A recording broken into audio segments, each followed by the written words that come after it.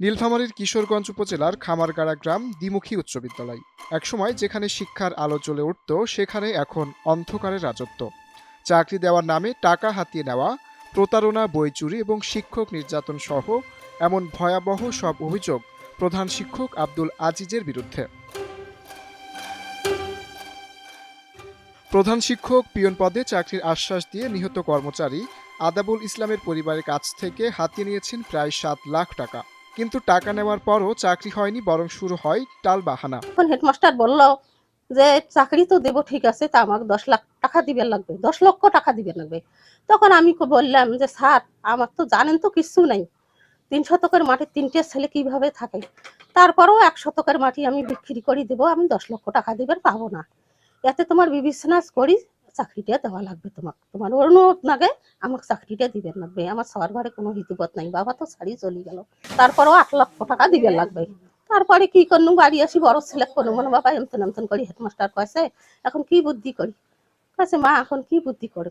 তারপরে কি করনু, 1 শতকের মাটি 3 শতকের 1 শতক বিক্রি করিয়ে টাকা আগত দিনু, আমরা দিয়ে আসনু। আর কোনো খবর নাই, ফোন করং কাইলে ওই যে গন্ডগোল না গেলে দেশত আর ধরা দেয় না।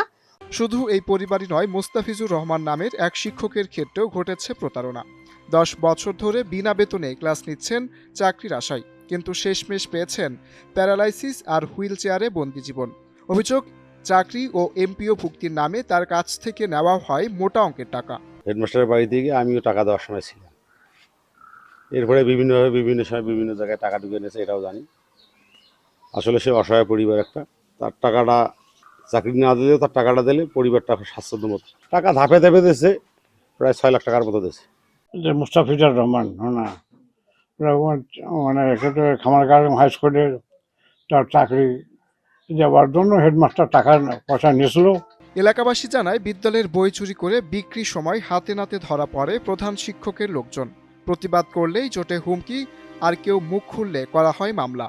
খামারগ্রাম দ্বিমুখী উচ্চ বিদ্যালয়ের প্রধান শিক্ষক আব্দুল আজিজ বস্তাবন্দি বই মর্সেল করে পাচার করার সময় আমরা এলাকাবাসী ধরার পর এটা ভিডিও করে আমরা যখন এটা পত্রিকায় বলতে চাই, তখন উনি আমাদেরকে বিভিন্ন ভয়ভীতি দেখায় আমাদেরকে ধামায় ধামায় রাখে।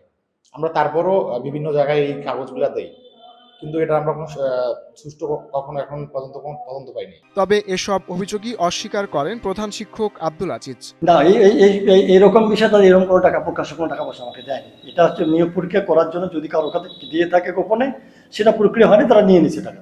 এই বিষয়ে নিয়োগ দেওয়ার কথা না, আমি নিয়োগদের টাকা তারা দিছি, এটা তাদের ভ্রান্ত কথা। কিন্তু নিয়োগ চাইছিল, পরে নিয়োগ নেয়নি। আদাগুলোর ছেলে পরীক্ষা করবে না, সে চাকরি করবে না, সে চলে গেছে। ও নিয়োগ নেয়নি, পরে নেওয়ার কথা ছিল, পরে আমি চাকরি করবো না, ওখানে নিয়োগ নেবো না। ও মৌলবী পদে নাকি ভালো, মানে সে মানে মাদ্রাসা লাগে পড়াশোনা করে, এই ছোট পোস্টে সে চাকরি করবে না নাকি, এটার জন্য সে আসে। তার তো চাকরি দেয় নাই। আর মোস্তাফিজ সেও আসছিল প্রতিষ্ঠানে, কিন্তু সে পরে চলে গেছে, করবে না। চলে যাওয়ার পরে তারপরে সে অসুস্থ হয়েছে, তা দেখার পেশা আমার না। পরে আমরা অন্য শিক্ষককে আমরা নিয়োগ দিচ্ছি। এদিকে বিষয়টি তদন্তনাধীন বলে জানান উপজেলা মাধ্যমিক শিক্ষা কর্মকর্তা। আর অভিযোগ প্রমাণিত হলে কঠোর ব্যবস্থা নেওয়া হবে বলেও জানান উপজেলা নির্বাহী কর্মকর্তা। আমি অভিযুক্ত যে প্রতিষ্ঠান খামারগাড়া গ্রাম দ্বিমুখী উচ্চ বিদ্যালয়, সেই প্রতিষ্ঠানে এটা অভিযোগ আমাদের কাছে এসেছে। সেটা তদন্ত কমিটি গঠন করা হয়েছে এবং তদন্ত প্রক্রিয়া।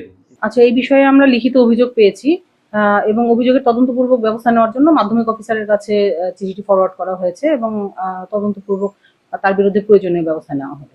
এখন প্রশ্ন, একজন প্রধান শিক্ষক যখন নিজেই দুর্নীতির মডেল হয়ে ওঠেন, তখন সেই বিদ্যালয়ের ভবিষ্যৎ কোথায়? শিক্ষাঙ্গন থেকে দুর্নীতির বিষমূল নির্মূলে প্রয়োজন কঠোর প্রশাসনিক পদক্ষেপ।